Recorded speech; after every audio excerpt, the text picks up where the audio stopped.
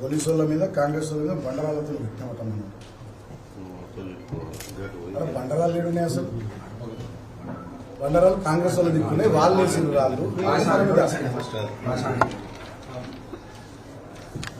సరే ఇక మాకు అర్థమైంది, నన్ను జైల్లో పెట్టాలి, మీ మంత్రి కేతంపల్లి మున్సిపాలిటీలో ఎట్లా చేసి మా ఊళ్ళని చేయించో భయపెట్టో ఏదో చేసి అది గెలవాలి, అంతే కదా. అదే కదా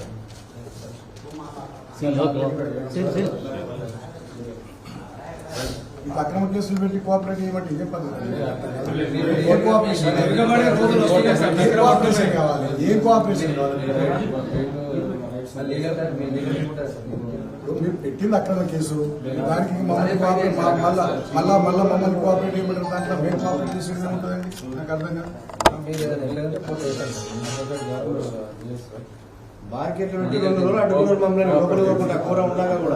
16th నాడు అదే పని, 17th నాడు అదే పని. మొత్తంగా మా కౌన్సిలర్లను ఓనియరు, మా కౌన్సిలర్ల మీద దాడులు చేస్తారు, మా నాయకుల మీద దాడులు చేస్తారు, మా మీద దాడులు చేస్తారు, అక్రమంగా కేసులు పెడతారు. మొత్తం మంత్రి గారి గుండారాజ్యం అయిపోయింది. ఇలా మంత్రి రౌడీ, ఆయన కొడుకు రౌడీ, వాళ్ళు రౌడీ, గుండాలా ఇవాళ రమ్మన్నట్టున్నారు.